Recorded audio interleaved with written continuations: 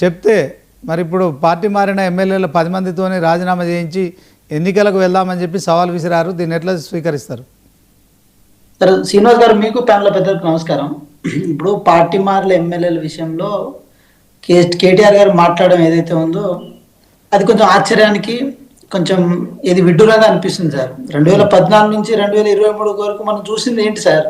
ప్రజాస్వామ్యాన్ని కూని చేయడమే కదా.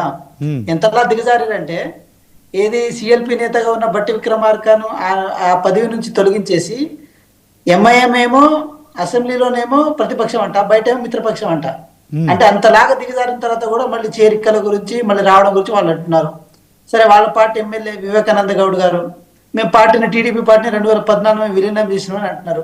ఒకేసారి అందరు గంపగుత్తగా చేరిరా సార్?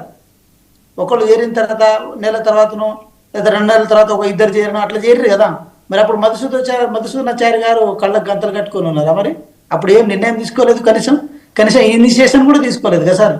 సో రాజ్యాంగబద్ధ సంస్థలను తూట్లు పొడిచి, షెడ్యూల్ 10ని తూట్లు పొడిచి పార్టీ ఫిరాయింపులను టెక్నికల్ గా వాడుకున్నారు. ఎట్లా? ఏది విలీనం అని ఫిరాయింపులు చేసి దాన్ని విలీనం అని మార్చుకొని దాన్ని టెక్నికల్ గా తెలంగాణ ప్రజలను మబ్బు పెట్టే ప్రయత్నం చేశారు. ఏ పార్టీని వదిలేదు sir? BRS party, communist party, పాప ఏకైక ఎమ్మెల్యే ఈ దేవరకొండ నుంచి రమావతి రవీంద్ర నాయక్ అని ఆయన్ని గుంజుకున్నారు. బీఎస్పీ నుంచి గుంజుకున్నారు, వైఎస్ఆర్సీపీ నుంచి గుంజుకున్నారు, టీడీపీ నుంచి గుంజుకున్నారు, కాంగ్రెస్ నుంచి గుంజుకున్నారు. అలా అందరినీ ఏది గంపగుత్తగా అందరిని గుంజుకున్నప్పుడు ఇంకా ప్రతిపక్షం ఎక్కడ ఉంటుంది? ప్రశ్నించే వాళ్ళు ఎక్కడ ఉంటుంది? ఎంత దారుణానికి దిగజారిందంటే అప్పుడు సున్నం రాజయ్య గారిని భద్రాచలం నుంచి సిపిఎం పార్టీ నుంచి ఎమ్మెల్యే ఉండే పాప, ఆయన దగ్గర ఏదో 7 మండలాలు విలీనం చేసిరని చెప్పి ధర్నా చేస్తే ఆయన దగ్గర పోయి కూడా మీరు మా పార్టీలోకి వస్తే మేము కూడా మిమ్మల్ని సహకరిస్తామని చెప్పిన సందర్భాలు ఉంటాయంట. అంటే కేవలం పార్టీ మారితేనే అభివృద్ధి జరుగుతుంది, పార్టీ మారితేనే ఇంకేం జరుగుతుందన్న ఆలోచన తీసుకొచ్చి ఈరోజు ఎవరైతే 8 మంది ఎమ్మెల్యేలు ఉన్నారో అంటే 10 మంది, సరే ఇద్దరు టెక్నికల్ గా మా పార్టీలో ఉన్నట్టే అనుకుంటున్నాం. వారి మీద స్పీకర్ గారు ఏ నిర్ణయం తీసుకున్నా వెంకట్ ఎవరా ఇద్దరు చెప్పు?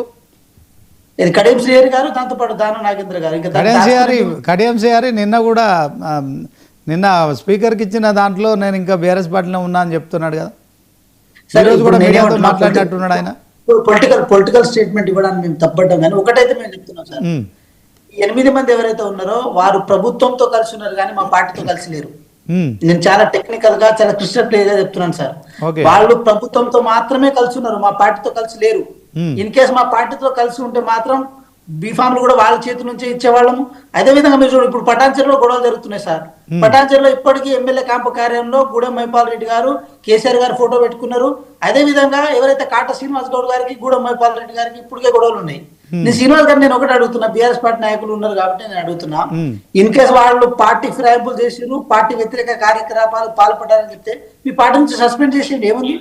మీ పార్టీ నుంచి సస్పెండ్ చేసి మా పార్టీకి వ్యతిరేకంగా వాళ్ళు వెళ్ళారని చెప్పి సస్పెండ్ చేస్తే అయిపోతుంది. ఎంతసేపటికి స్పీకర్ గారి చుట్టూ, కోర్టుల చుట్టూ తిరగాల్సిన అవసరం ఏముంది? మేమేమంటున్నాం, ఈ చర్య ఇప్పుడు కొత్త అయితే, ఈ చర్య ఇప్పుడే మొదలైతే కనుక ఉంటే మాత్రం అది 100% అప్రజాస్వామ్యం మేము అనేటోళ్ళం. కానీ టిట్ ఫర్ టాట్ సార్, ఇది కుక్క కాటుకు చెప్పు దెబ్బ. గత 10 సంవత్సరాలు మీరు చేసిరు, చాలా అన్యాయంగా చాలా దారుణంగా చేసారు కాబట్టి కొంతవరకు చేసినాం. ఇంకా మేము ప్రతిపక్షాన్ని కూలగొట్టకుండా చేసినాం. ఇంకా ప్రతిపక్షం వైపు ఆ హోదానైనా మేము మీకు ఉంచగలుగుతున్నాం. కాబట్టి ఒకటే మాట, చేరిన వాళ్ళని మేము వకాలత పుచ్చుకుంటలేము, కానీ వారు పార్టీలో అంటే ప్రభుత్వంలో గౌరవ ముఖ్యమంత్రి గారితో కలిసి పనిచేయడం కోసం వచ్చిర్రు. వారికి కాంగ్రెస్ పార్టీకి ఎటువంటి సంబంధం లేదు, వారిని మేము పార్టీలో చేర్చుకుంటలేము. ఇన్ కేసు మీకు అనుమానం ఉంటే మాత్రం మీరు వారిని సస్పెండ్ చేసుకో.